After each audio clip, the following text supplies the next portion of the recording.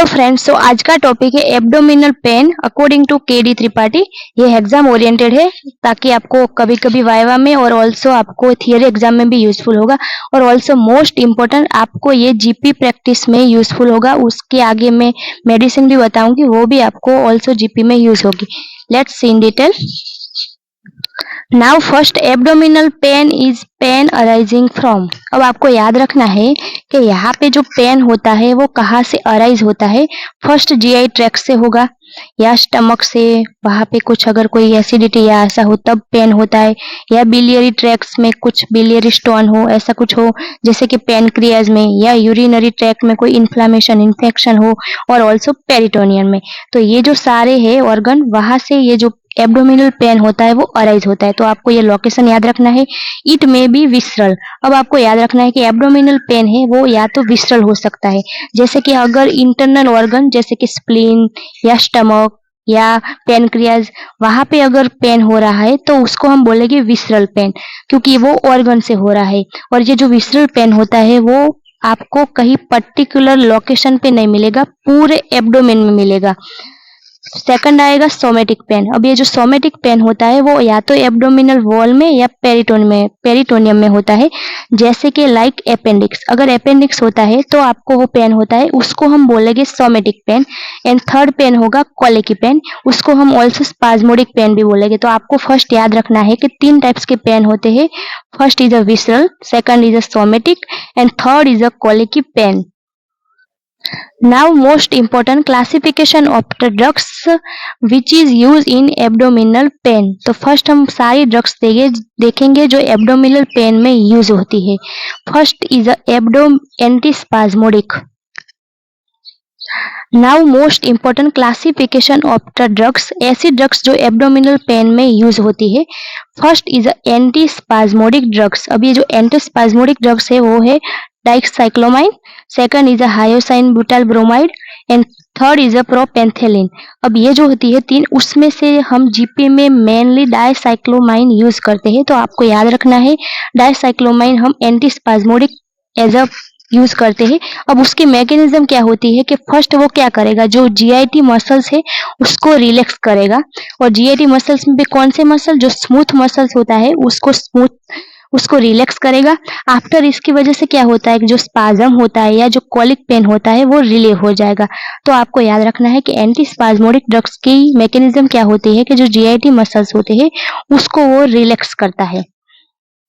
Now use, first हम कहाँ कहाँ पे यूज करते हैं, मतलब कौन कौन सा टाइप का पेन होता है, तो हम ये जो डाइसाइक्लोमाइन और वो सारी मेडिसिन यूज करेंगे। तो आपको फर्स्ट याद रखना है कि अगर इंटेस्टिनल कॉलिक हो रहा है, या तो इरिटेबल बोवेल सिंड्रोम है, या स्पाज्मोडिक एब्डोमिनल पेन हो रहा है सडन, या आपको अगर डिसमेनोरिया है, तो ये सारे जो कॉज है वहां पे हम ये एंटीस्पाज्मोडिक मेडिसिन यूज करते हैं। क्योंकि वहां पे क्या होता है कि मसल्स होता है उसका स्पाज्म होगा, तो इसकी वजह से आपको पेन होगा। तो हम उसमें भी मेन आपको याद रखना है कि इंटेस्टिनल कॉलिक या डिसमेनोरिया।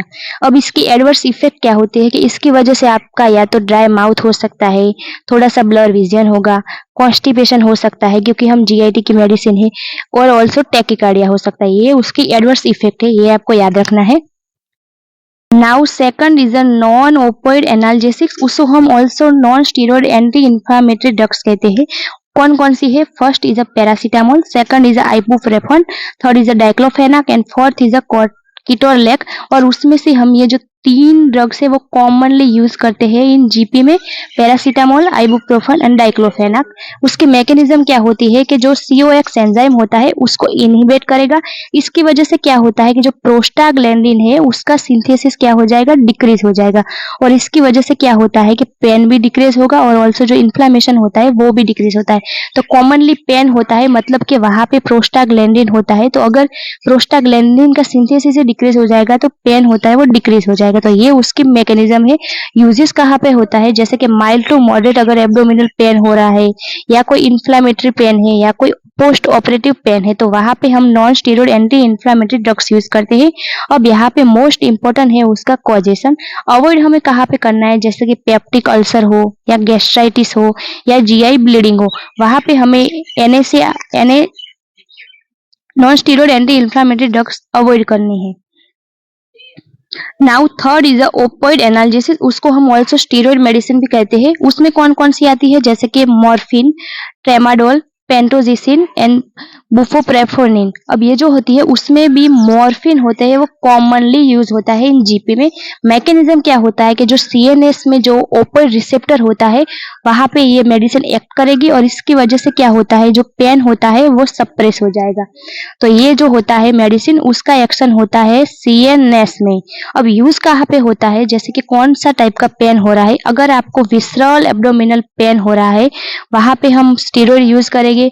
अगर कोई कैंसर पेन है या पोस्ट सर्जिकल पेन है तो वहां पे हम स्टीरॉयड मेडिसिन यूज करते हैं। इम्पोर्टेंट यहाँ पे एग्जाम पॉइंट है कि जो मॉर्फिन होता है वो हमें कहाँ पे यूज नहीं करना है। अगर कोई अनडायग्नोसिस एब्डोमिनल पेन है तो वहां पे हमें मॉर्फिन यूज नहीं करना है। पहले हमें जो एब्डोमिनल पेन है उसको डायग्नोस करना है, फिर हम मॉर्फिन उसको हम प्रिस्क्राइब करेंगे। तो ये आपको याद रखना है।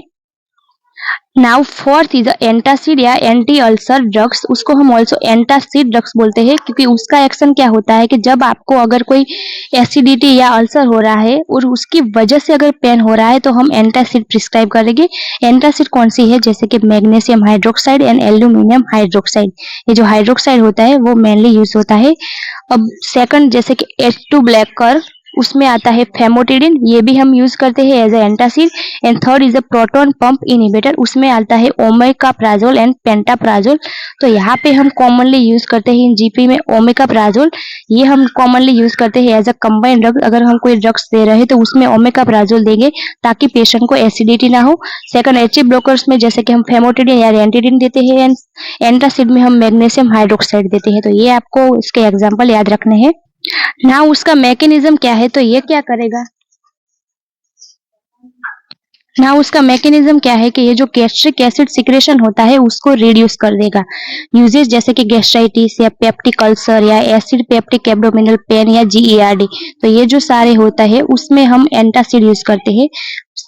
और fifth is a drugs for flatulence या गैस, अगर गैस फिलअप हो रहा है तो उसकी वजह से पेन हो रहा है तो हमें कौन सी ड्रग्स प्रिस्क्राइब करनी है, जैसे कि सिमिथिकॉन या एक्टिवेटेड चारकोल। उसमें भी जो एक्टिवेटेड चारकोल होते हैं वो कॉमनली हम जीपी में यूज करते हैं। सिक्स इज एंटी एमेटिक्स, अगर आपको पेन के साथ अगर वॉमिटिंग हो रही है तो हमें कौन सी मेडिसिन देनी है, जैसे कि ऑन्डेसेट्रोन या डोमपेरिडोन या मिटोक्लोप्रामाइड। अब उसमें भी हम कॉमनली जीपी में ऑन्डेसेट्रोन ही यूज करते हैं। अब इन शॉर्ट आपको याद रखना है कि अगर हमें एब्डोमिनल पेन की ट्रीटमेंट करनी है तो कॉजेस कौन कौन से हो सकते हैं, जैसे कि कॉलिक की पेन हो रहा है तो उसमें हमें एंटीस्पाज्मोडिक मेडिसिन देनी है। अगर इन्फ्लामेटरी पेन है तो वहां पे हमें non steroid anti inflammatory drugs देनी है। अगर आपको एसिड पेप्टिक डिजीज है उसकी वजह से पेन हो रहा है तो हमें वहां पे प्रोटॉन पंप इनहिबिटर देना है। और अगर सीवियर डायग्नोस्टिक पेन है तो वहां पे हम ओपिएड देंगे जैसे कि मॉर्फिन। तो ये सारी डिटेल्स आपको याद रखना है। नाउ थैंक यू फ्रेंड्स, अगर आपको अच्छा लगा है तो now like share and subscribe.